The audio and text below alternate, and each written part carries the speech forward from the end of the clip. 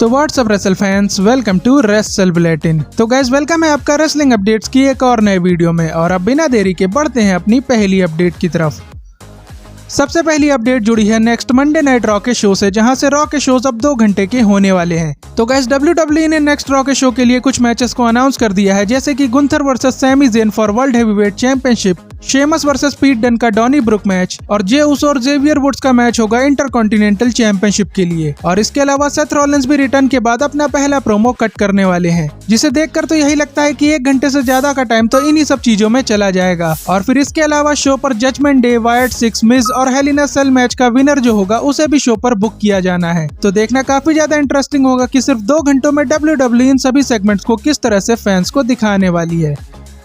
Next update related है R-Truth से। तो भाई कल रॉ के शो पर हम लोगों ने देखा ही था कि मिज ने R-Truth के ऊपर अटैक कर दिया है और अब ऑसम ट्रुथ का जो रीयूनियन हुआ था वो यहाँ पर एंड होता है। बट लगता है कि R-Truth को इस अटैक से बिल्कुल भी बुरा नहीं लगा है, क्योंकि जब बैक स्टेज R-Truth से इंटरव्यू में पूछा गया इस अटैक के बारे में तो उन्होंने इसमें मिस की साइड ली और कहा कि मिस की इसमें कोई भी गलती नहीं है, क्योंकि मिस को अभी भी लगता है कि मैं जजमेंट डे में हूँ, इसीलिए उसने मुझ पर अटैक किया। तो भाई यहाँ से देखकर तो यही लगता है कि अगले हफ्ते भी R-Truth मिस से बुरी तरह से मार खाने वाले हैं, क्योंकि मिस का हो गया है अब हील टर्न और वो R-Truth पर अटैक करके फैंस की हेट को बटोरना चाहेंगे। और भाई ये तो आप लोग मानते ही हो कि मिस का हील टर्न सबको एक्सपेक्टेड था, तभी इस मोमेंट पर फैंस का ज्यादा कुछ रिएक्शन हम लोगों को देखने को नहीं मिला था। और इसी वजह से मैं चाहता था कि इस बार WWE R-Truth को हील बनाकर उन्हें एक चांस दे अपने आप को प्रूव करने का, क्योंकि उनका आधे से ज्यादा करियर बस ऐसे कॉमेडियन बनकर ही गुजर गया है। तो ट्रिपल एच अगर R-Truth को विलन बनाते इस बार तो डेफिनेटली वो काफी ज्यादा शॉकिंग रहता फैंस के लिए। अगली अपडेट जुड़ी है डैनियल ब्रायन और WWE के बीच चल रही कंट्रोवर्सी से। तो गाइस मैंने आपको अपने पुराने वीडियो में बताया था कि डैनियल ब्रायन ने यस यस यस वाले चैंट्स के लिए ट्रेडमार्क फाइल किया है, जिसके बाद WWE ने उन्हें लीगल नोटिस भी भेजा था। और अब डैनियल ब्रायन ने जो ट्रेडमार्क फाइल किया था वो किसी वजह से रिजेक्ट कर दिया गया है और WWE ने फिर से इस चैंट के लिए दोबारा ट्रेडमार्क फाइल कर दिया है, जिसका मतलब ये है कि डैनियल ब्रायन अब इस चैंट को यूज नहीं कर सकते हैं। और देखना काफी ज्यादा इंटरेस्टिंग रहेगा कि WWE की इस हरकत पर डैनियल ब्रायन किस तरह से रिएक्ट करते हैं, क्योंकि डैनियल ब्रायन इस चैंट से मर्चेंडाइज और कोई शो स्टार्ट करने के बारे में प्लान कर रहे थे, बट अब उनकी सारी प्लानिंग WWE ने खराब कर दी है।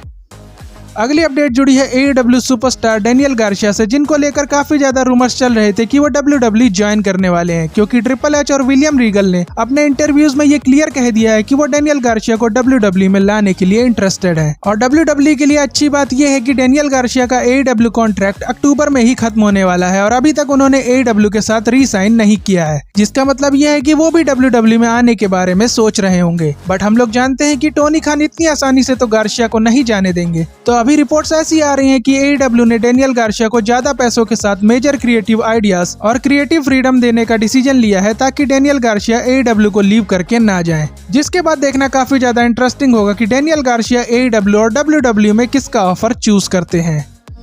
अगली अपडेट रिलेटेड है NXT सुपरस्टार कोरा जेड से, जिनको CM पंक अपनी रेसलिंग डॉटर भी कहते हैं, जो कि नी इंजरी की वजह से काफी टाइम से NXT से बाहर है। बट अब उनके रिटर्न को लेकर एक गुड न्यूज सामने आई है, क्योंकि उनकी बेस्ट फ्रेंड रॉक्सेन ने उनके बारे में ये अपडेट शेयर की है कि कोरा जेड की नी 1 मंथ के अंदर अंदर रिकवर हो जाएगी, जिसका मतलब ये है कि कुछ दिन की ट्रेनिंग के बाद वो मेडिकली क्लियर भी हो जाएंगी और हो सकता है कि इस साल के एंड में ही वो अपना रिटर्न कर लें, जो कि NXT के वुमेन्स डिवीजन के लिए काफी बढ़िया रहेगा।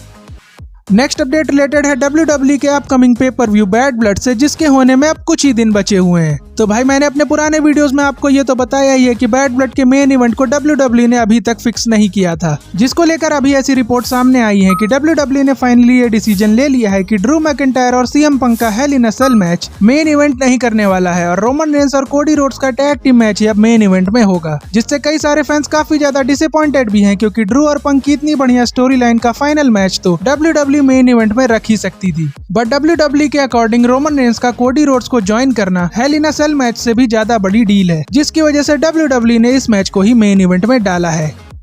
अगली अपडेट जुड़ी है रिया रिप्ली और लिव मॉर्गन के बैड ब्लड वाले मैच से, जिसमें डोमिनिक मिस्टीरियो केज में ऊपर लटकने वाले हैं। तो गाइस इस मैच को लेकर ऐसी रिपोर्ट सामने आ रही है कि इस मैच में जजमेंट डे को एक नया मेंबर ज्वाइन कर सकता है, जो कि लिव मॉर्गन की हेल्प करेगा चैंपियनशिप को रिटेन करने में। और ये मेंबर और कोई नहीं बल्कि लिव मॉर्गन की farmer tag team partner Raquel Rodrigues होने वाली हैं। और राकेल रॉड्रिगज लिव मॉर्गन की हेल्प क्यों करेंगी, इसके पीछे एक मेजर रीजन है और वो ये है कि राकेल को रिया रिप्ली ने ही इंजर्ड किया था रॉ पर और इन दोनों की राइवलरी भी काफी ज्यादा पुरानी है, जिसकी वजह से WWE इस एंगल को लिव मॉर्गन की चैंपियनशिप रिटेन कराने के लिए यूज कर सकती है और राकेल के कैरेक्टर के लिए भी काफी ज्यादा सही डिसीजन रहेगा, क्योंकि इसके बाद हो सकता है कि फैंस उन्हें सीरियसली लेना स्टार्ट कर दें। नेक्स्ट अपडेट रिलेटेड है कोडी रोड्स और उनकी चैंपियनशिप के न्यू डिजाइन से। तो गाइस, कोडी रोड्स जब यूनिवर्सल चैंपियन नहीं बने थे तभी उन्होंने इंटरव्यू में ये बोल दिया था कि वो जब चैंपियन बनेंगे तो वो पुराने विंग्ड ईगल चैंपियनशिप वाले डिजाइन को वापस लेकर आएंगे। बट कोडी को चैंपियन बने अब काफी ज्यादा टाइम हो गया है, बट अभी तक वो विंग्ड ईगल वाली चैंपियनशिप को WWE में नहीं ला पाए हैं। तो एक इंटरव्यू में उनसे यही क्वेश्चन किया गया, जिसका आंसर उन्होंने क्या दिया है वो आप अपनी स्क्रीन पर देख सकते हो। और इन सब बातों का सीधा मतलब निकाले तो कोडी रोड्स ये कहना चाहते हैं कि अभी भी उन्होंने हार नहीं मानी है और वो विंग्ड ईगल चैंपियनशिप को लाने के लिए अभी भी ट्राई कर रहे हैं, जिसकी वजह से हो सकता है कि कोडी रोड्स के इस टाइटल रेन में जल्दी हम लोगों को चैंपियनशिप के डिजाइन में चेंज भी देखने को मिल जाए, क्योंकि अभी वाला चैंपियनशिप डिजाइन देखकर हम लोग बोर हो चुके हैं। अगली अपडेट जुड़ी है ब्रॉन ब्रेकर और उनकी फैमिली के WWE में रीयूनियन को लेकर। तो गाइस, ये तो आपको पता ही होगा कि ब्रॉन ब्रेकर रिक स्टाइनर के बेटे हैं और स्कॉट स्टाइनर के भतीजे, जो पहले WWE में रेसल किया करते थे, बट कुछ कंट्रोवर्सीज की वजह से विंस ने उन्हें फायर कर दिया था। बट अब उनके और कंपनी के बीच मामला सेटल हो गया है और अब फैंस ब्रॉन ब्रेकर के साथ इन दोनों का रीयूनियन भी देखना चाहते हैं, जिसको लेकर जब ब्रॉन ब्रेकर से क्वेश्चन किया गया तो ब्रॉन ने ये आंसर दिया कि उन्होंने किसी स्पेशल मोमेंट के लिए इस रीयूनियन को बचा कर रखा है और उन्होंने ये भी क्लियर किया कि भले ही मेरे डैड रिक स्टीनर ने रेसलिंग लीव कर दी है, बट मेरे अंकल स्कॉट स्टाइनर अभी भी WWE में कम्पीट करने के लिए इंटरेस्टेड है, जिसका सीधा सीधा मतलब ये बनता है कि WWE डेफिनेटली इन लोगों का रीयूनियन एक मोमेंट पर जरूर कराएगी। और कल रॉ के शो पर हम लोगों ने ये तो देखा ही था कि ब्रॉन ब्रेकर अब गुंथर की चैंपियनशिप को टारगेट करने वाले हैं, तो क्या पता WWE सर्वाइवर सीरीज में ही इनका मैच करा दे और फिर अगर ब्रॉन ब्रेकर वहां चैंपियनशिप जीत रहे होंगे तो डेफिनेटली रिक और स्कॉट स्टाइनर के साथ उनका रीयूनियन भी हम लोगों को देखने को मिल जाएगा। नहीं तो फिर हो सकता है कि WWE ने इसे रेसलमेनिया के लिए प्लान किया हो।